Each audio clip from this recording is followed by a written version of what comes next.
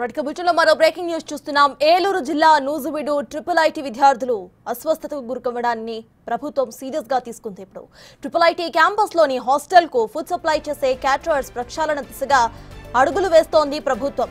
Campus లోని 6 hostels కు food supply చేస్తున్న ఫైన్ అనూష కేఎంకే క్యాటరర్స్ ను మార్చేందుకు సిద్ధమైంది. ఇప్పటికే ఫైన్ క్యాటరర్స్ కు 4,89,000, అనూష క్యాటరర్స్ కు 2,83,000 రూపాయల జరిమానా కూడా విధించింది ప్రభుత్వం. అయినా నాణ్యత లేని ఆహారాన్ని సప్లై చేసి విద్యార్థుల ప్రాణాలతో చెలగాటమాడుతున్నాయి. దీంతో అన్ని క్యాటరర్స్ ను తొలగించేసి కొత్త వారిని నియమించాలని ప్రభుత్వం భావిస్తున్నట్లుగా తెలుస్తోంది.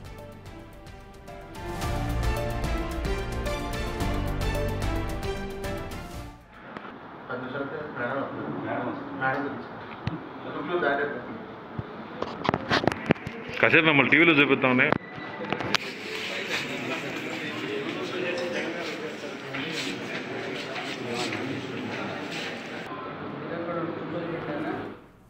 ఇక ఇప్పటికే గడిచిన 4 రోజుల వ్యవధిలో ఐఐటీలోని 714 మంది విద్యార్థులు అనారోగ్యం బారిన పడ్డారు. జ్వరం, కడుపు నొప్పి, వాంతులు, విరోచనాలతో ఇబ్బందులు పడుతూ చికిత్స పొందుతున్నారు వారు. హాస్టల్ మెస్ నిర్వహణ, ఆహారం సరిగా లేకపోవడంతోనే విద్యార్థులు అస్వస్థతకు గురవుతున్నారని తెలుస్తోంది. మెస్ ను డిఎం, హెచ్ఓ తనిఖీలు చేశారు.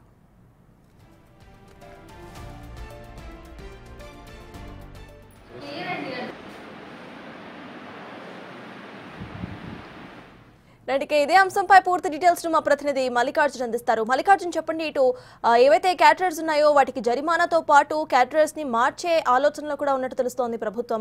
ప్రజెంట్ అక్కడ అప్డేట్స్ ఏంటి?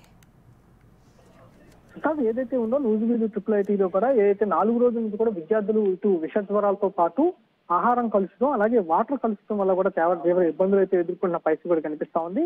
సుమారు 3 రోజుల్లోనే 714 మందిగా పైగా కూడా అస్వస్థకు గురవడం కూడా జరిగింది. దీనిపైన ప్రభుత్వం చాలా సీరియస్ గా కూడా స్పందిస్తున్న దాఖలాలు కనిపించింది. ఇమీడియట్ గా అక్కడున్న ఏలూరు డిఎంహెచ్ఓతో పాటు అక్కడున్న అధికారులు, విద్యాశాఖ అధికారులను కూడా వెంటనే అక్కడున్న ఐఐటీ కళాశాలకు కూడా పంపించడం జరిగింది.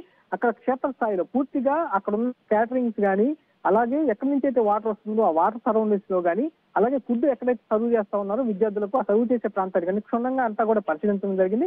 అక్కడ ఆహారం అనేది కలుషితం అవుతూ ఉంది, దాంతో పాటు వాటర్ అనేది కొంచెం కలుషితం అవుతున్నట్టు కూడా నిన్న డీటెయిల్ గా కూడా డిఎంహెచ్ఓ రిపోర్ట్ అనేది గవర్నమెంట్ కి ఇవ్వడం జరిగింది.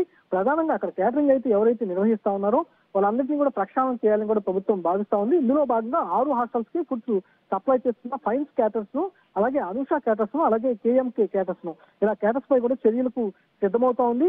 ఇప్పటికే 4.89 లక్షల జరిమానా కూడా విధించామని, వాళ్ళపై మారని ఏదైతే విధించినప్పటికీ కూడా ఫైన్స్ విధించినప్పటికీ కూడా వాళ్ళ తత్వం కానీ వాళ్ళ బిహేవియర్ కానీ మారకపోవడంతో కూడా మరిన్ని చర్యలు తీసుకోవాలని కూడా ప్రభుత్వం భావిస్తున్న పరిస్థితి కనిపిస్తా ఉంది.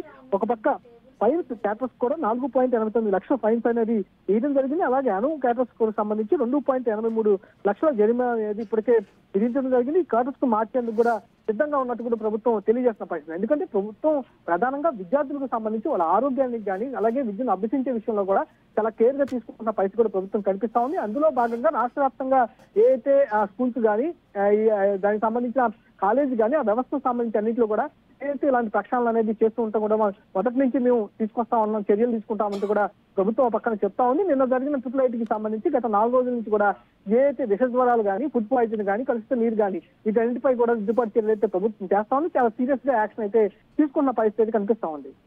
Right, thank you Mallikarjun.